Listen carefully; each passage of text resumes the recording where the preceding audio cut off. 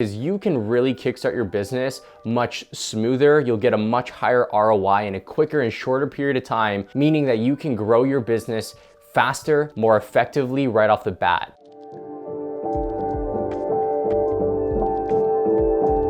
If you're listening to this video and you are a Canadian, you are looking because you're looking to see whether or not you can sell on Amazon.com, the United States marketplace, as a Canadian. I'm here to tell you that number one, you absolutely can. Well, how do I know that? I'm a Canadian and a lot of my students are as well. So in this video today, what we're gonna be talking about is a little bit more of the intricacies of what you need to consider as a Canadian, how you can actually sell on the USA marketplace, why we actually start on the USA marketplace. I'm also gonna share some golden nuggets throughout the middle of the video and also at the end of the video on how you can save money as a Canadian and really reap the benefits of the USD currency. All right, so how we're gonna break this down today is number one, I wanna talk a little bit more about the USA versus Canadian marketplace and why we as Canadians, although we can sell on Amazon, you are probably using Amazon all the time to order things to your home, to your office, whatever it may be, but why we start in the USA as opposed to starting in Canada. I will also talk a little bit more about the Canada marketplace and why I don't think that you should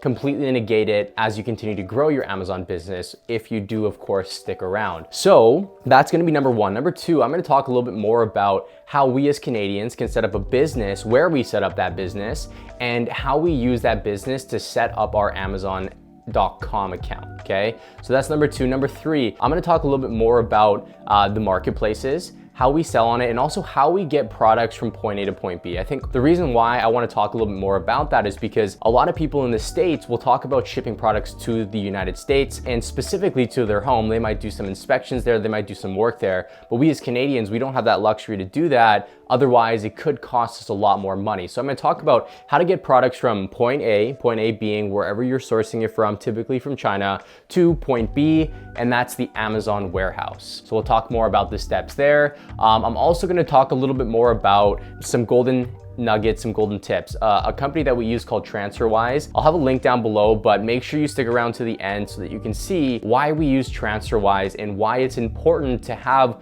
a bank account like TransferWise to receive all your USD funds. All right, so first topic of discussion here today is why do we as Canadians, even though we can sell on Amazon in Canada, want to consider or highly consider starting in the United States? The reason why is because Amazon in the USA is the most developed. They have the most customer base, they have the most fulfillment centers, which means we have access to those fulfillment centers and their network of distribution. We have much larger reach, and the purchasing intent as well as just the ability to purchase online in Amazon in the United States is just much greater. The reason we start there is because you can really kickstart your business much smoother. You'll get a much higher ROI in a quicker and shorter period of time, meaning that you can grow your business faster, more effectively right off the bat. Now, me as a Canadian, I sell on Amazon.ca, I sell on Amazon.com as well, and I also sell in Amazon on Mexico. Well, I started in the .com. Whenever I start a new brand, we start on .com because it's the biggest customer base.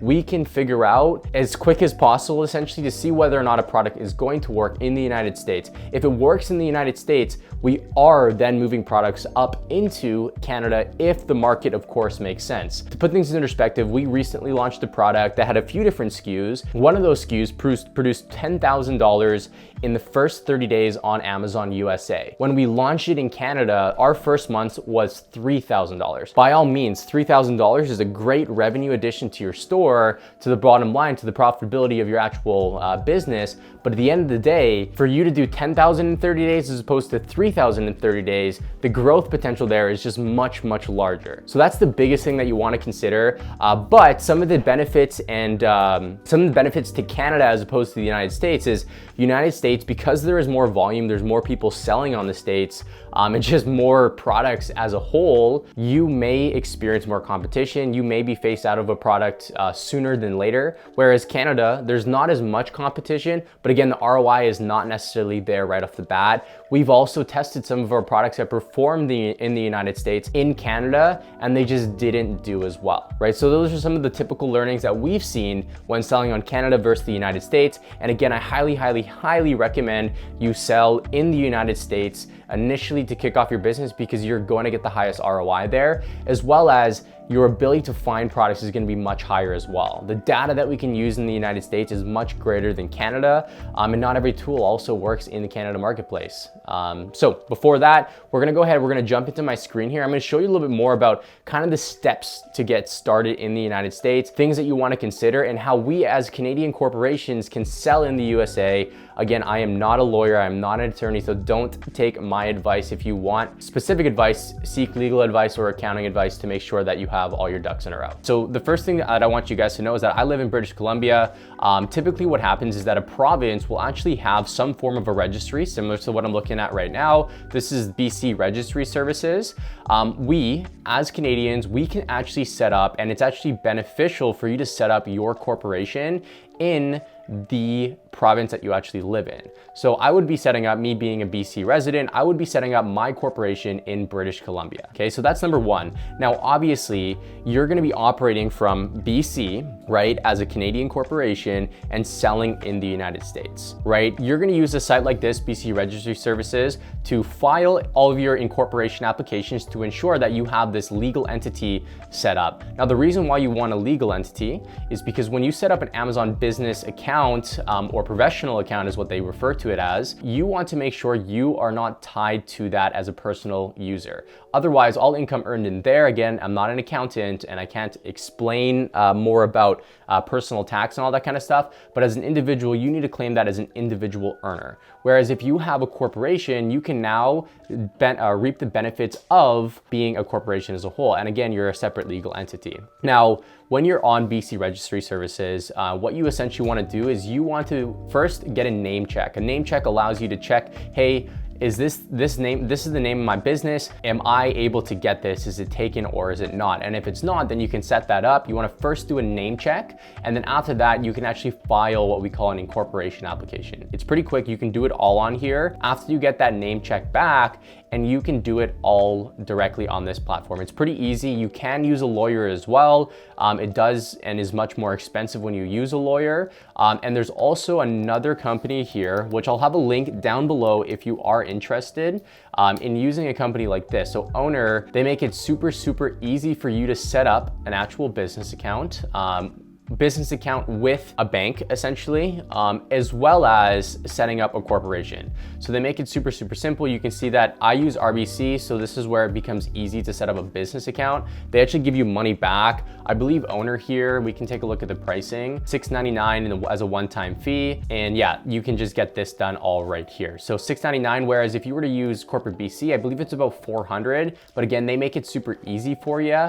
And if you are setting up with RBC, I highly recommend using them because again, they make it nice and easy and they give you a lot of different perks as well. They have a little bit of a membership here as well. And you getting that $300 back, you're paying pretty much exactly the same as you would in this. And the platform here is much more robust. I don't know what it is about government platforms, but it's never super, super easy to actually use. All right, so I wanted to talk a little bit more about supply chain and how your supply chain is gonna look, or your logistics route, whatever you wanna call it, to get your products from point A to point B. So us as Canadians, you know, there was a mentor, not a mentor, but somebody on YouTube that I used to listen to that would always ship their goods from their supplier in China to their home, right? They would do a second inspection at their home in the United States, and then they would ship their products to Amazon in the United States. Now, we as Canadians, we don't want to do that, right? The reason we don't want to do that is because if we were to ship from our products from point A, being China, or let's say our supplier or our manufacturers in China, and we were to ship it to Canada, right? That right there is going to cost the same amount, if not more, to ship directly to the United States. So right off the bat, we're even 1-in-1 for shipping, let's call it. But now what we have to do and consider is, how do we get our products from Canada down to the United States? Well, the things that you want to consider is, number one, you're crossing another border, right? Which means that there's duties and taxes to pay going into the United States. Okay, the other thing as well is that you're going to be paying another boatload of money for freight. With where freight is current state, it could be very, very expensive. So mitigating and taking us out of the picture, we want to make sure we do that and send directly from China or wherever our manufacturer is to Amazon's warehouses. Now, depending on when you're listening to this, Amazon may have restrictions as to how much units you can actually send to Amazon.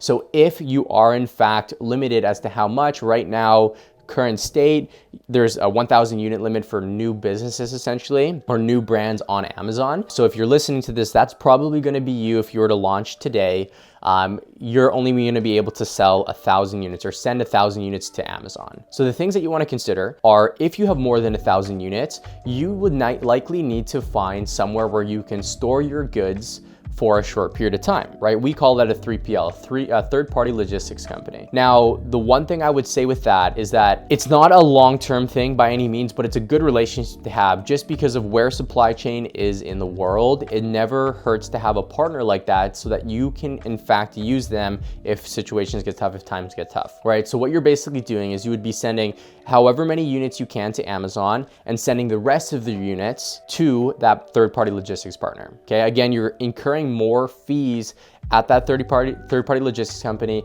and you're gonna have to incur fees to get it from the 3PL down to Amazon again, but to have those goods in the United States is gonna do you really, really well, okay?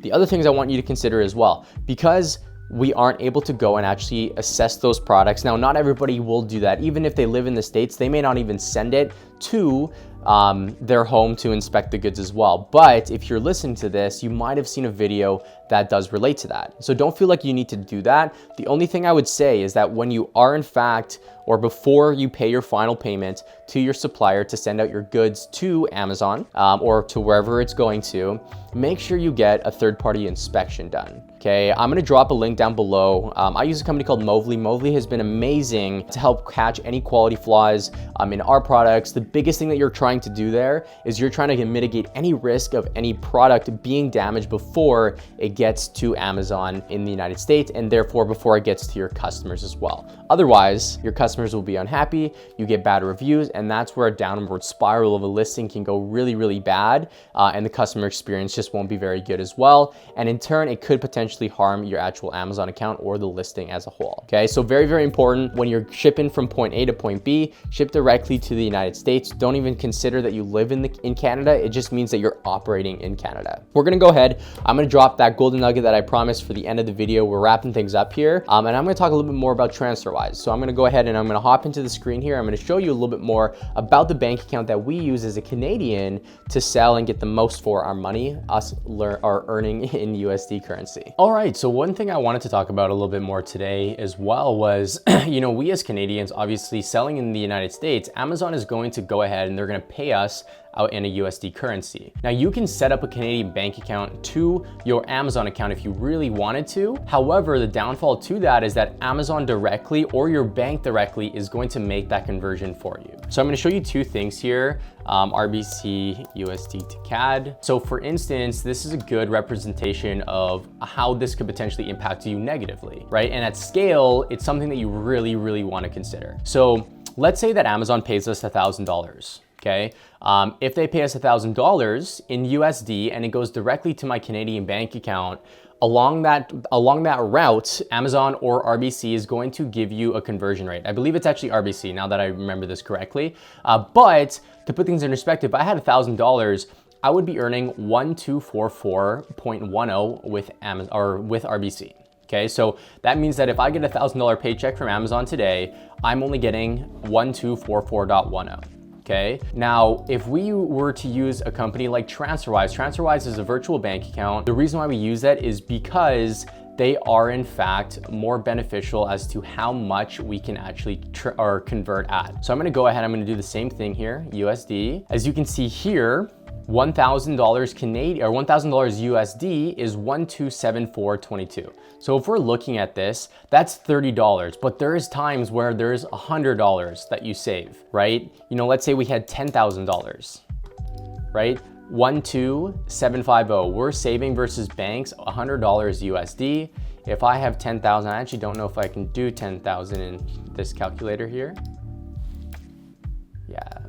Currency, let's see, 10,000. No, I believe it's only 5,000. So 5,000 here, 6227. Let's go back here, 5,000 637557. Now imagine when you start getting those 50 grand paychecks or those 100 grand paychecks. That's a lot of money, right? If you have a few virtual assistants, that payment right there will cover that virtual assistant. So again, I have a code here to sign up for TransferWise. I believe you get a $100 signing bonus as well if you do in fact use the link. So make sure you click that link down below if you are in fact interested. And the other thing I want to explain a little bit more about this is when you are selling on Amazon as a Canadian in the United States, the reason why we use something like TransferWise is simple, right? We are looking to save money, right? We're looking to save money on that conversion and therefore pay for expenses or increase our margins as products. Now, to talk a little bit more about the flow of how this is going to work, there is one more step that you would have to consider, right? So instead of